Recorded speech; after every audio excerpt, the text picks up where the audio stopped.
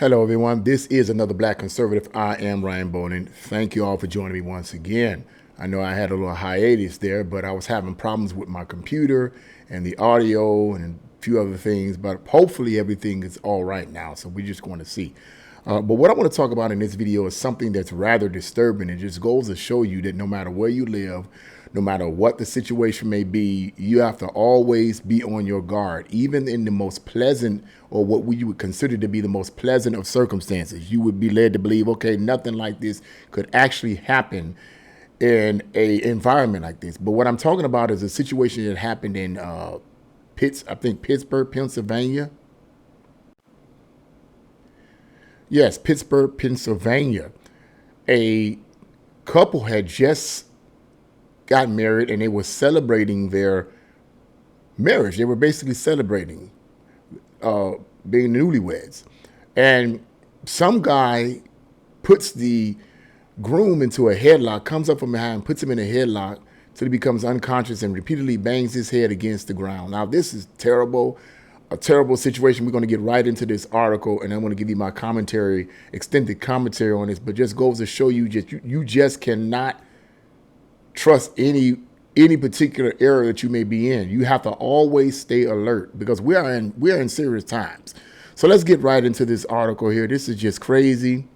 And the article starts off with a suspect in Pittsburgh, Pennsylvania is accused of brutally attacking a newlywed man inside a hotel on July 24th. The suspect has been identified as 26-year-old. I hope I'm pronouncing this person's name because this person may be a foreigner. Heiko Lamar Joseph Callahan, who TribeLive.com reported Wednesday is homeless. And that's what I omitted to leave out in the introduction of this video, is the fact that this man is homeless. Now, about a week or so ago, I had done a video on the volatile state of a lot of people that are homeless, or what we would deem as homeless. But I'm going to give you more details of that in my commentary later on. But let's continue reading this article.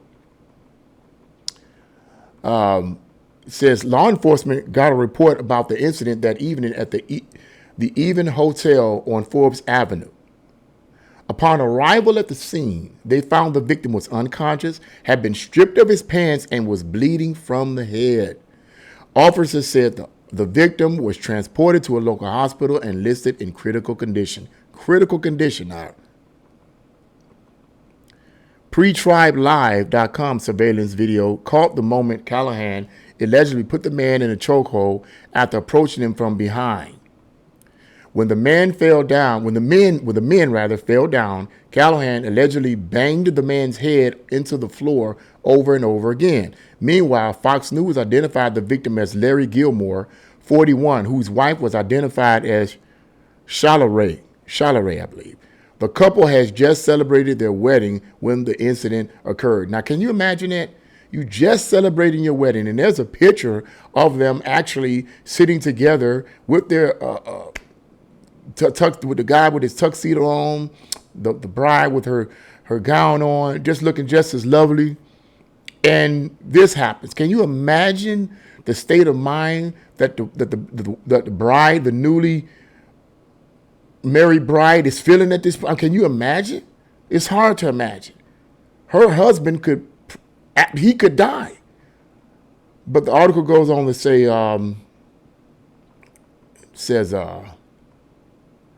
and this is what the lady says. She says, I haven't slept. I haven't ate. I'm pregnant. I'm pregnant. Get this now. I haven't slept. I haven't ate. I'm pregnant. So this is taking a hard toll on me, she told CBS Pittsburgh at the ordeal. So it says, according to the outlet, Callahan later claimed Gilmore walked past him in the lobby and made a comment, giving that as the reason he placed him in the chokehold.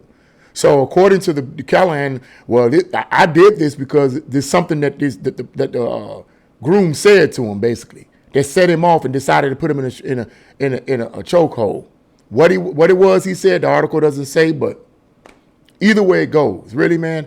In a wedding, my brother. Right now, he's still in critical but stable condition. He's still in but stable condition.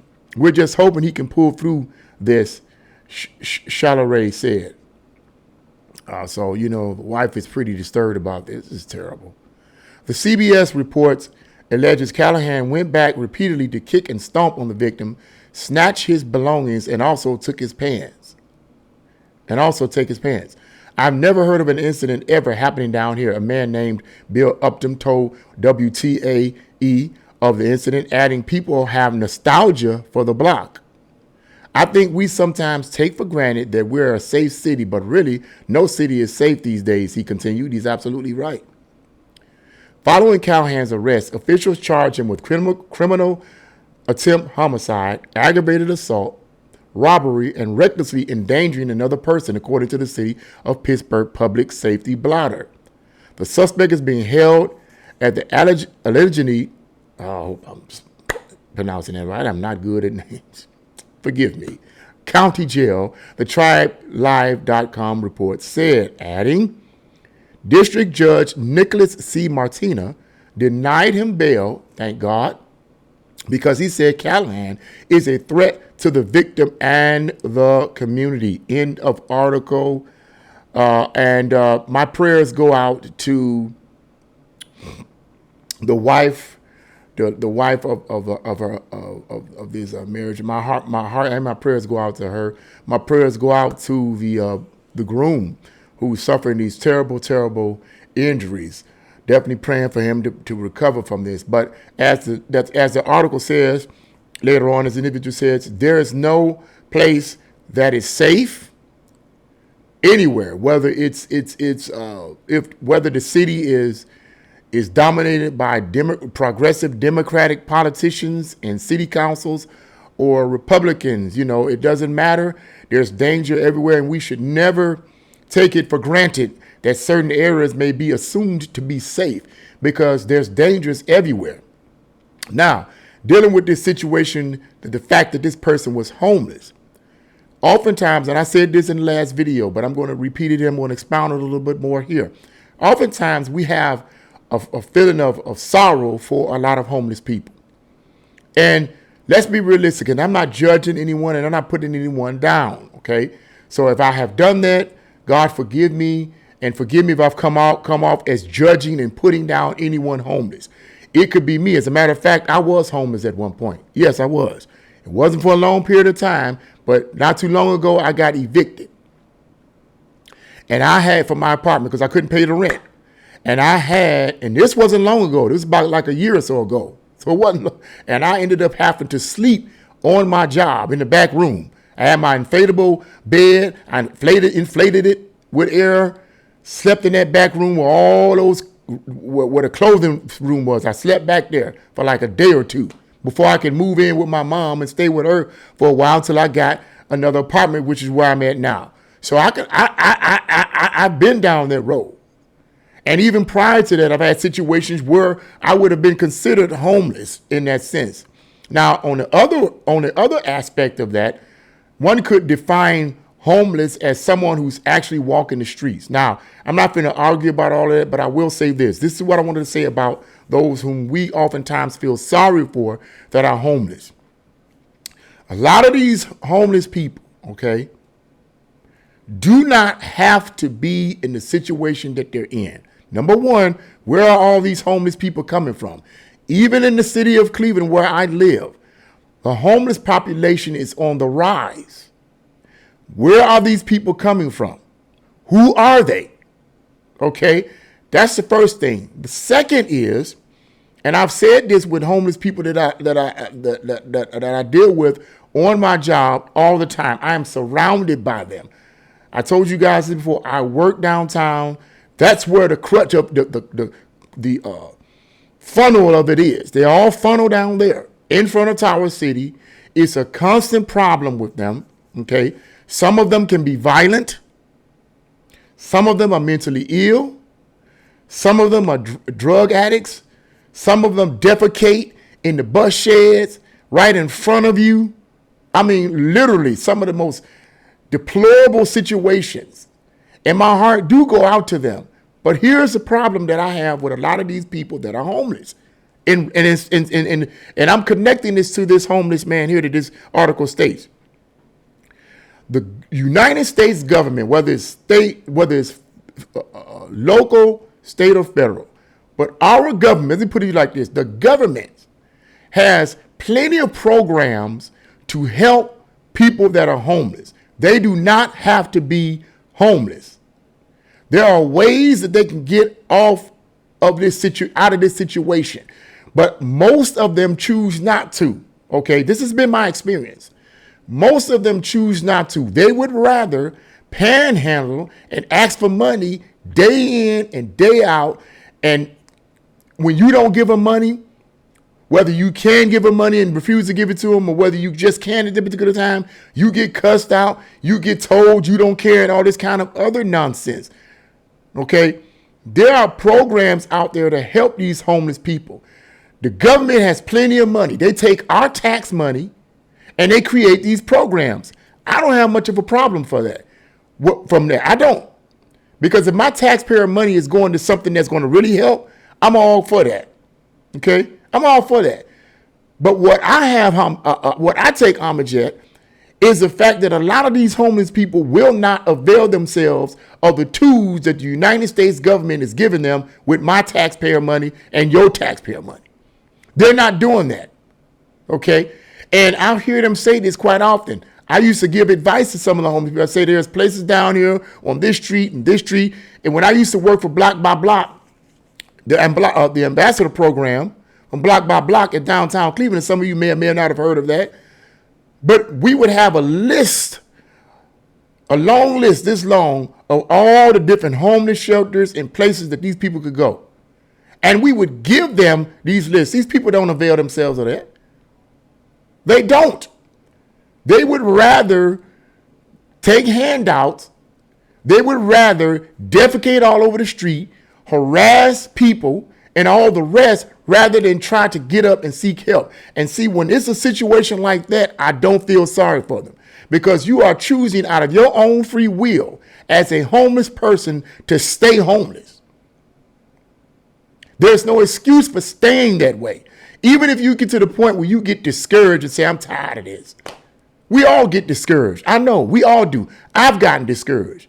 But when are you going to pick yourself up and say, I need to do something about myself? Because I have heard of people who were formerly homeless, like big time homeless, on the street homeless, do things with their life and say, wait a minute, you know what? I don't want to be like this. I got to do something. I don't want to live my life day in and day out homeless like this. Let me avail myself of the tools that are given to me by programs and the government to better my life. It's up to the person. And that's what bothers me. That's why I don't feel sorry for a lot of homeless people that walk the streets day in and day out, panhandling, harassing people, defecating all over the place, urinating all over the place, grabbing people from behind and choking them and putting them in a stronghold and beating them up. No. Whatever this person gets, he needs to get it. And yes, that judge, yeah, you don't get no bail. Now, I don't know if that judge was progressive liberal or a Republican. I don't know. But I would be led to believe that either they're a sensible Democrat or a Republican. Because if there was a progressive Democrat, they'd be like, nah, we don't give him a bail because he's homeless. He can't afford bail. He can't afford this. We ain't gonna get it. He's homeless. Let him walk the streets. Put him in jail for a few days. Let him walk the streets and end up doing the same thing. Then what's going to happen if that homeless person gets shot? Then we feeling bad. Why you shoot the homeless person? Well, the homeless person tried to freaking put this. He basically tried to kill the man. He basically tried to kill the man, regardless of what the man said to him. You trying to kill him? What did he say, man? You need to get a job, man. What, you want to kill him? He had sense enough to know that what he was doing was wrong. Just saying. I don't feel sorry for anyone who chooses out of their own free will to neglect or reject the way out of your plight. We reap what we sow. So if you want to sow ignorance, you're going to get back ignorance. If you want to sow a life, which means to plant a life of degradation and violence, that's what you're going to get back. If you sow a life of homelessness in the sense that opportunities are given to you to get out of it and you refuse to do it, you're going to get back what you put in. So that's what I mean. I'm not being cynical or not showing compassion. That's a bunch of nonsense. I show compassion all the time. But when you refuse to take the way out when it is presented to you, you deserve what comes to you. And this homeless man deserves whatever comes to him. I don't feel sorry for him. My prayers go out to that groom and his wife. But this homeless man, my prayer, I don't feel sorry for him. They need to put him under the jail. Okay? And then take him from under the jail and put him under the prison and never let him out. He is a menace to society, like a lot of homeless people, not all, but like a lot of homeless people are menaces to society. Things need to be done. Yes, we need to get them off the streets. Yes, they need help. But if you refuse to take the help that's presented to you on time and time again, there's nothing else to do for you. These people that you can't help, you just got to leave them alone and find some other way to get them up out of the way, because they have become a menace to society and they need to be taken out of the way. And that's all I have to say about that. So that's my words on it. What do you guys think about what this homeless man did? You think he was justified? The article only tells us so much, but you think he was justified? What do you think the groom honestly said to him to make him want to grab him and put him in a chokehold? Hey, leave your comments in the comment section below. Like, share, and subscribe to my channel. God bless you all, and see you again.